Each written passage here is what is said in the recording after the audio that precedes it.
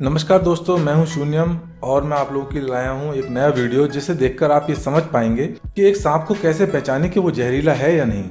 दोस्तों, आप लोगों ने अपने घर के आसपास या खेतों पर या किसी सपेरे के पास सांप तो देखे ही होंगे और आपके मन में एक बात आती होगी कि यदि ये सांप काट ले तो क्या होगा। तो दोस्तों, सबसे पहले मैं आपको एक बात बता दूं कि दुनिया में जितने भी सांप पाए जाते हैं उसमें से 20% से भी कम सांप जहरीले होते हैं और आप थोड़ा ध्यान से देखकर ये पता लगा सकते हैं कि सांप जहरीला है या नहीं। दोस्तों, इस वीडियो में मैं आपको वो सारी चीजें बताऊंगा जिससे आप सांप के जहरीले होने का पता लगा पाएंगे। तो चलिए शुरू करते हैं। दोस्तों, सबसे पहले हम बात करेंगे रंग की। दुनिया के ज्यादातर जहरीले सांप गहरे रंग यानी कि ब्राइट कलर के होते हैं और ज्यादातर बिना जहर वाले सांप हल्के या मटमैले रंग के होते हैं। परंतु सिर्फ रंग देखकर आप ये नहीं कह सकते कि सांप जहरीला ही होगा। दोस्तों, दूसरा पॉइंट आपको देखना है सांप के सर का आकार, क्योंकि जहरीले सांपों का सर त्रिकोण के आकार का होता है जो कि पीछे की तरफ चौड़ा होता है और आगे की तरफ नुकीला होता है। वहीं बिना जहर वाले सांपों का सर पतला और लंबा होता है। बिना जहर वाले सांपों में सभी दांत एक आकार के और कटे हुए होते हैं, जबकि जहरीले सांपों में ऊपर के जबड़े में 2 दांत लंबे और बड़े होते हैं जिन्हें अंग्रेजी में फैंक्स कहा जाता है और इन्हीं दोनों दांतों के बीच में निचले जबड़े में विषग्रंथि भी होती है। यदि किसी इंसान को सांप ने काटा है तो आप निशान देखकर ये पहचान सकते हैं कि सांप जहरीला है या नहीं। यदि हल्के निशानों के साथ 2 गहरे निशान भी हैं तो सांप जहरीला है। दोस्तों, सांप की आंखों में देखना तो काफी मुश्किल है, परंतु यदि आप देख पाए तो आप सांप के जहरीले होने का सबसे सटीक अंदाजा लगा पाएंगे। यदि सांप की आंख की पुतलियां गोल हैं तो सांप जहरीला नहीं होता है और यदि पुतलियां लंबी हैं तो सांप पक्का जहरीला होगा। दोस्तों, तीसरा पॉइंट आपको देखना है गर्दन। जहरीले सांप का सर त्रिकोण के आकार का होने के कारण गर्दन कसी हुई और थोड़ी पतली होती है, जबकि बिना जहर वाले सांपों में कोई कसाव नहीं होता है।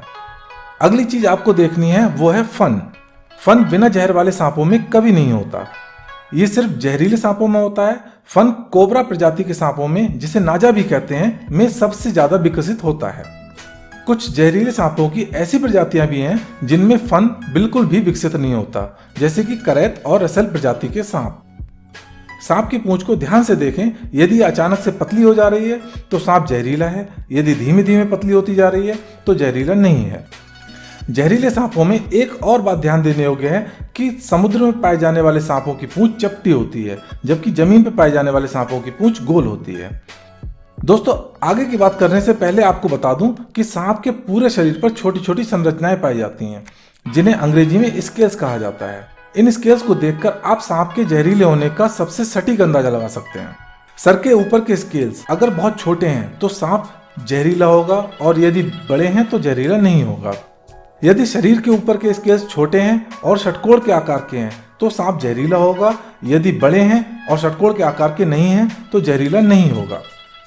दोस्तों, सांप के पेट की तरफ के स्केल्स लंबी धारियों के आकार के होते हैं और ये धारियों की श्रृंखला पूंछ तक जाती है।